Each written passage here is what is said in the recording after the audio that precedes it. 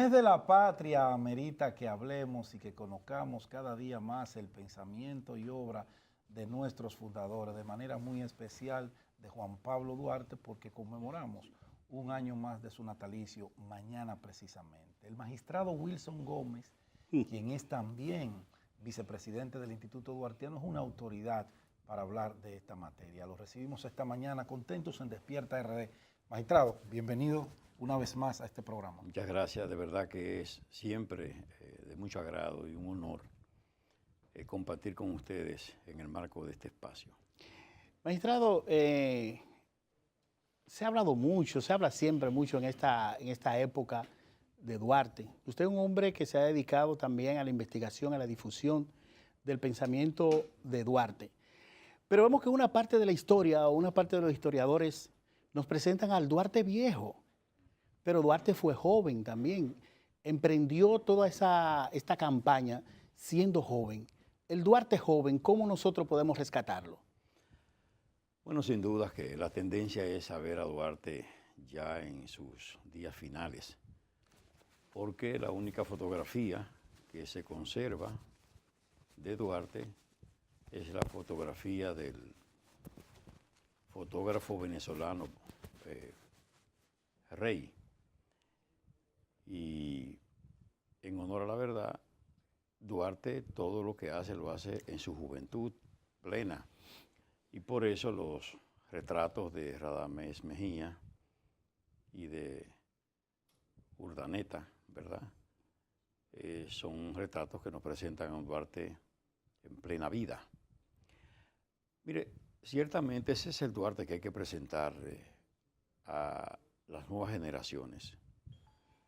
El Duarte joven, ¿verdad?, que tomó decisiones en su juventud, que tuvo sus compromisos formales para matrimoniarse, que sacrificó esos compromisos en razón de que él estaba muy comprometido. Esas familias no querían ese vínculo, ¿verdad?, de sus hijas con una persona que era perseguida y que tenía comprometida su seguridad, su propia vida, porque a Duarte se le puso precio.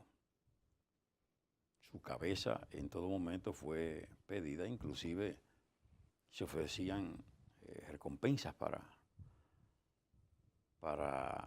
la persona que pudiera disponer de la vida de Duarte o apresarlo. Entonces, Duarte hizo una vida normal de joven, aprendió a manejar la guitarra, ¿verdad?, la flauta, aprendió idiomas, tenía las inquietudes propias de un joven que quería superarse. Por supuesto, un joven de su época. Y a Duarte hay que presentarlo así, como la persona que tuvo esas incidencias que son absolutamente normales, pero además asumió una actitud que, si bien excepcional, puede ser imitada, ¿verdad? De modo y manera que él dio ese ejemplo y es una persona a ser vista como imitable. Probablemente ha habido un exceso presentándonos a un Duarte etéreo, exacto, inalcanzable.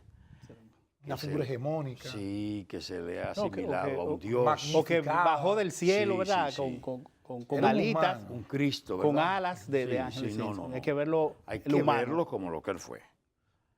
Una persona muy segura de sí, amante de los estudios, viajó mucho. Que tuvo la fortuna de viajar, ¿verdad?, de viajar y conocer. Clase media. Y que si lo ponemos, si lo comparamos media alta, si lo comparamos en esta época, las personas que viajan adquieren una visión del mundo. Claro. Entonces Duarte tiene una visión del mundo muy diferente, claro, a las mayorías de esa época. Claro, es que si todavía hoy es un acontecimiento, ¿verdad?, que una persona vaya a Europa a formarse todavía. Es un privilegio, sí, claro. Bueno, más privilegio aún. De un pequeño grupo. Sí.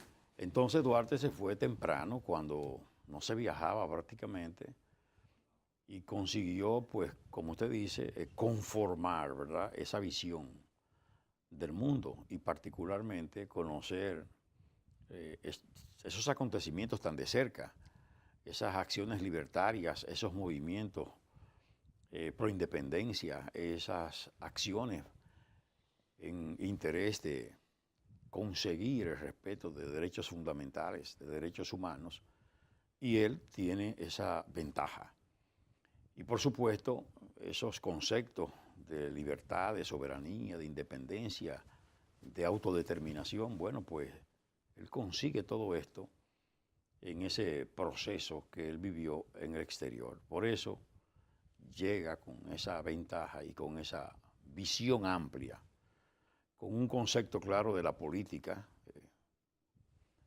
comparándola inclusive, después de la filosofía, como digna ciencia de ser tratada, ¿verdad?, de ser estudiada, y merecedora esa actividad, la política, de ocupar las inteligencias nobles. O sea, en honor a la verdad, él, Duarte, viene con una formación política muy completa y por eso logra desarrollar todo lo que desarrolla. O sea, no solo es que Duarte concibe el nombre de la República y la plasma, ¿verdad?, como República Dominicana. No solo es que logra delinear, diseñar y describir la bandera nacional en su juramento. No solo es que él incorpora y crea las divisas, ¿verdad?, esa divisa Dios, Patria, Libertad, que hoy la Constitución de la República, a partir del año 2010, retiene como lema nacional de los dominicanos, que no teníamos lema. ¿Cómo incursiona Duarte en la vida militar? ¿Lo hace por una obligación del contexto histórico y la misma lucha de liberación que se llevaban a cabo en ese momento, o era una vocación, además de la intelectual, que tenía el patricio? Mire, él era un estratega y él sabía que tenía que ir a una lucha, a un esfuerzo. Y por eso él, 3 años aproximadamente antes de fundar la Sociedad Trinitaria. Que fue en el 38, ¿no? Exacto. Sí, Más o menos en el 35 entonces, ya él incursiona en la Guardia Nacional Haitiana, si bien con la excusa de que, como quiera, era obligatorio hacer el servicio militar, pero él lo hizo convencido e instó a muchos de sus compañeros. Las interioridades Claro, de esa Guardia Haitiana, que era con quien tendríamos que enfrentarnos posteriormente. Perfecto, y entonces él hizo carrera. Él ingresó como cabo Fourier y salió de ahí con el rango de coronel, lo que significa que hizo una carrera militar. Por eso él consigue entonces una denominación dentro de la misma Sociedad Trinitaria, donde él asume funciones de dirección y de prácticamente comandante en jefe, ¿verdad? Y, por supuesto, conseguida la independencia, entonces él alcanza el grado de general de brigada, ¿verdad? Lo que significa que hizo una carrera militar. Doctor, hay un acontecimiento que casi es poco manejable en la historia, como muchas cosas. Sí. En la historia nos han ocultado muchas cosas. Y uno de los puntos es ese Duarte militar y ese Duarte relacionado con el ejército haitiano y la participación de los trinitarios en la revolución que se da en 1843, Sí. que es la que saca del poder de la isla Guayer. Claro. ¿Cuál es la participación ahí? ¿Cuál es la impronta que Duarte y su grupo pueden en esa revolución que se da en el poder político, en el poder militar de los haitianos? Sí, sin duda. Ellos participan. Y Duarte, como líder de esos jóvenes y como estratega, pues también tiene una participación importante. Él se une al sector progresista, a los liberales haitianos. Y él entiende un asunto elemental, ¿verdad? la aplicación de lo que es un mandato, ¿verdad? En términos políticos, divide y vencerás, ¿no? Y efectivamente él se une al esfuerzo que hacen esos liberales por acabar con el grupo conservador haitiano, que era el que tenía mayor nivel de hostilidad en el momento contra la República. La República no, contra los dominicanos, porque no éramos república todavía. Y efectivamente ese esfuerzo fructifica, pero Duarte lo asume como una manera de ganar fuerza, ¿verdad?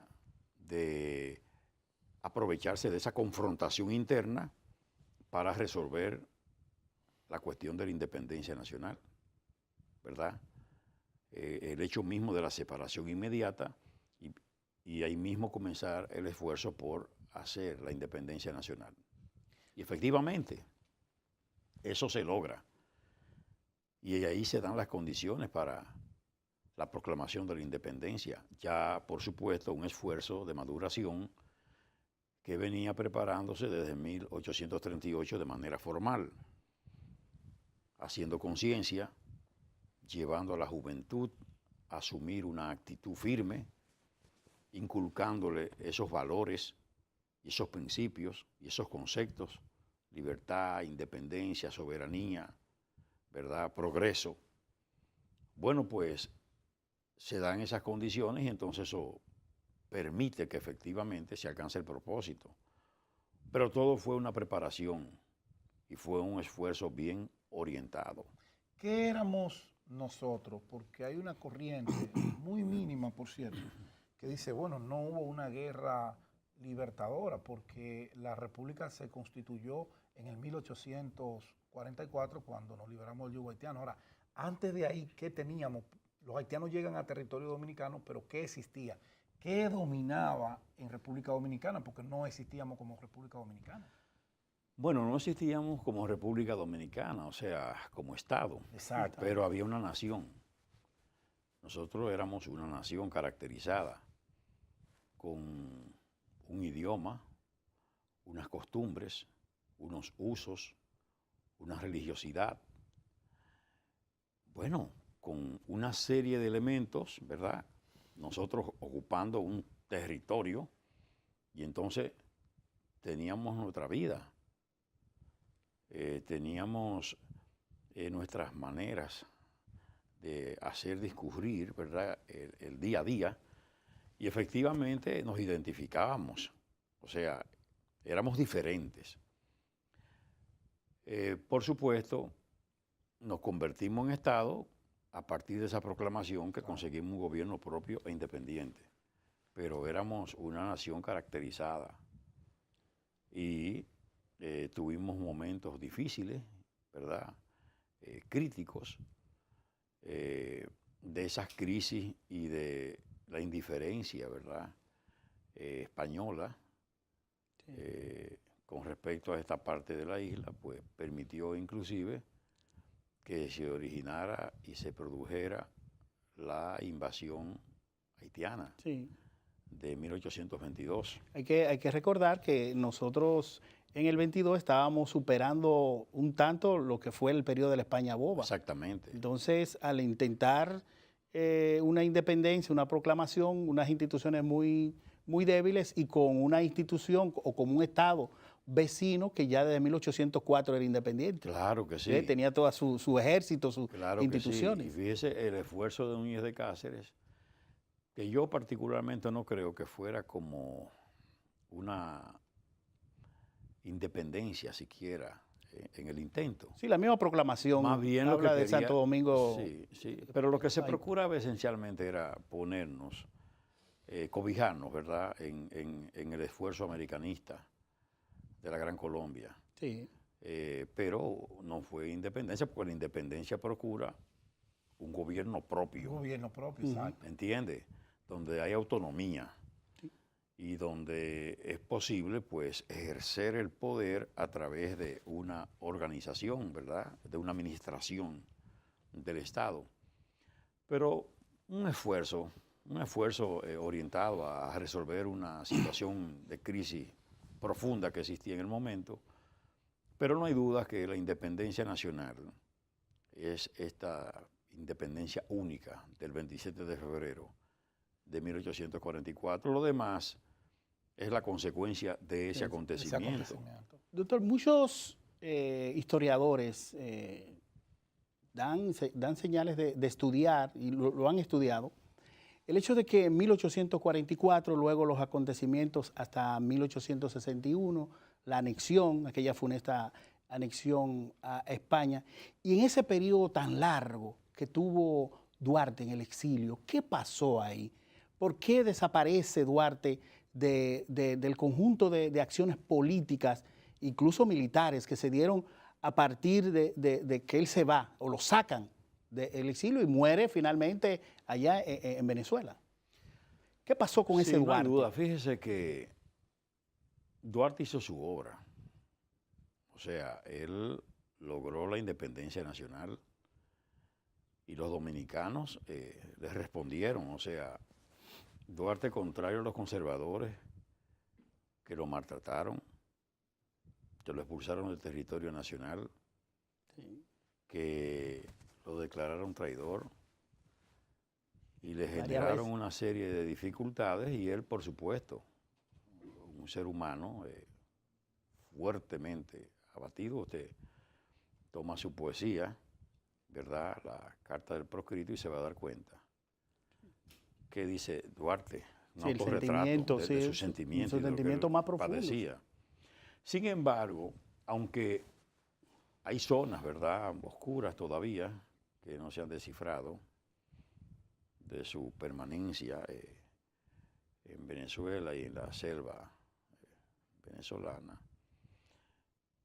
sin embargo, se evidencia que Duarte nunca se separó de su propósito de trabajar hasta el final a favor de la preservación de lo conquistado. De hecho, él tuvo un breve tiempo, entró por Santiago, por Puerto Plata, en medio de la guerra de restauradora. Claro. Y él fue incluso luego nombrado delegado de nuevo al extranjero. Claro, él no solo eso, hizo un esfuerzo sí, para venir. Cuando se entera que fue conculcada la independencia, él hace un nuevo esfuerzo económico, de tiempo, de riesgo en su integridad personal, y consigue recursos para venir, y viene en una embarcación, y es perseguida inclusive esa embarcación, hasta que logra desembarcar en Montecristi. En Montecristi. Y a lomo de mulo o caballo sube a Guayubín y se presenta con el propósito de ser una espada más a favor de la defensa de la dominicanidad, y particularmente en procura de la restauración de la independencia nacional. Porque eso es lo que hay que ver. El esfuerzo restaurador no fue más que procurar restaurar la independencia conculcada por la acción de Pedro Santana y ese grupo de malos dominicanos que no tenía fe en su pueblo, ni tampoco en su patria, por supuesto. Entonces, Duarte responde a eso y viene con ese propósito. Se dieron situaciones muy difíciles, porque mucha gente entendió que Duarte lo iba a desplazar en su liderazgo. El celo. Por lo que él significaba. Por supuesto, él había pasado mucho tiempo. Sí, mucha gente no conocía ya mucho de Duarte, jóvenes que estaban en ese proceso, pero no hay duda que su prestigio estaba, y en poco tiempo podía de alguna manera restaurarse en él, y entonces asumir posiciones de liderazgo y de dirección.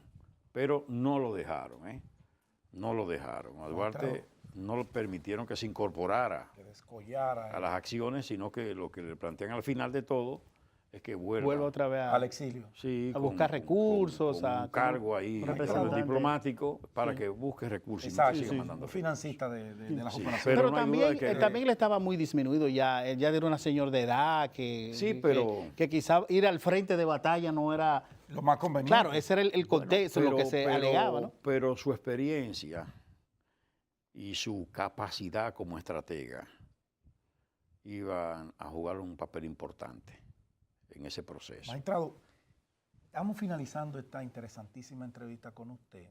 Qué pena que el tiempo no nos ayude un poquito Rápido, más y rápido. se vaya tan rápido. Sí. Así se va cuando los temas Son buenos, sí.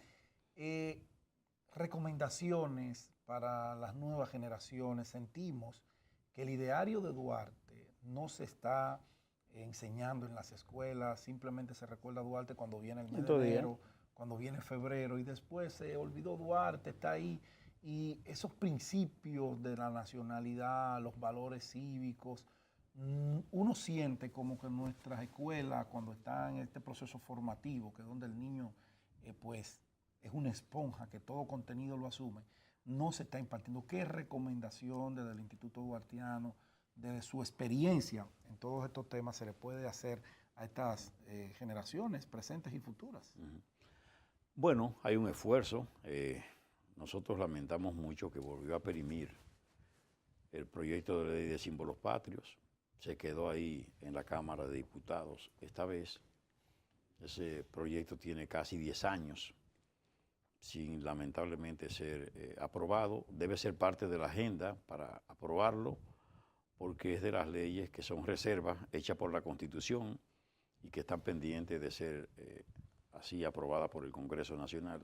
Eso es importante porque las disposiciones que tenemos alrededor de los símbolos patrios, que es hablar de Duarte, ¿no? Datan de los años 1943. Wow.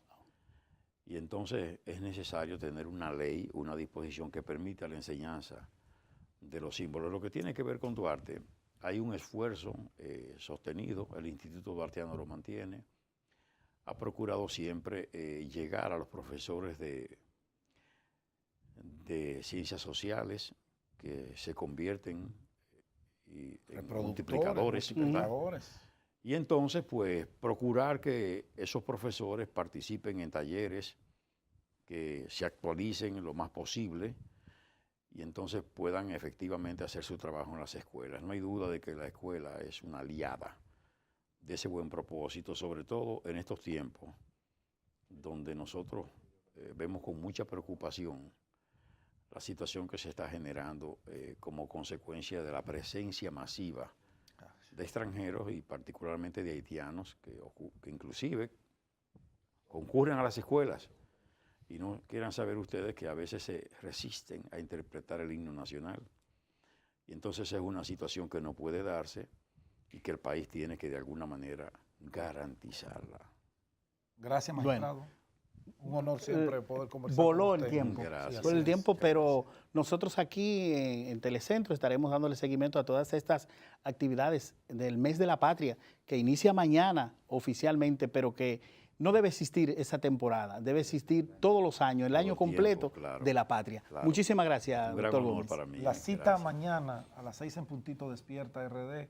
Por el día de hoy, feliz resto del día. Bueno, tenemos ahí, sí, tenemos algo al final, sí, de Puñal, Santiago, de Puñal. Una actividad que tuvo involucrado nuestro presidente, Juan Ramón Gómez Díaz, y entonces vamos a despedirnos con esa actividad. Son un grupo de obras sociales que han sido diligenciadas por la mano amiga del presidente del grupo de medios Telemicro, el señor Juan Ramón Gómez Díaz, y ya esas obras, algunas se han hecho y otras ya están en proceso de realizarse gracias a esta diligencia y esta preocupación del presidente del grupo de medios Telemicro por llevarle a la sociedad, a su pueblo y a todo el país en general satisfacción y sobre todo corregir esas deudas sociales que tiene nuestro país. Vamos a verla.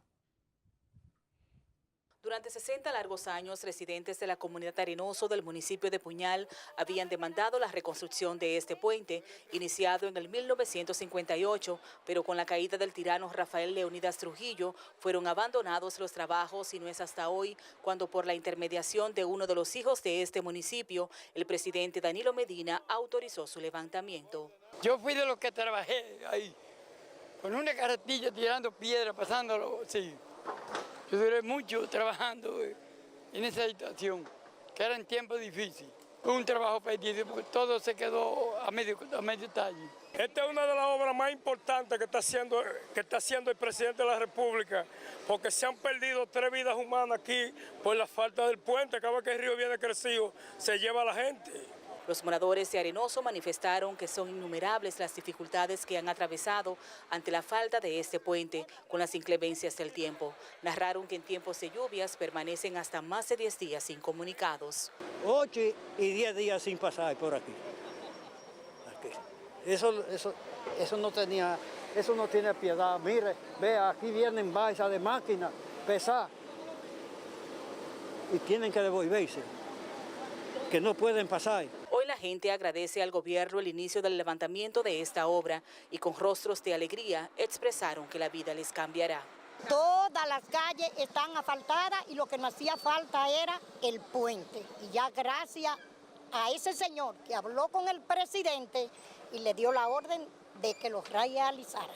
Los residentes de Arenoso manifestaron que gracias a la intermediación de uno de los hijos del municipio, más de 55 kilómetros de vías han sido asfaltadas y que solo les faltaba la reconstrucción de este puente, el cual completará las demandas de obras viales de este municipio. El gobierno, a través del Ministerio de Obras Públicas, pretende levantar este puente en un plazo de 3 meses. Desde el municipio de Puñal, en Santiago, República Dominicana, Jenny Acevedo, Noticias Telemicro.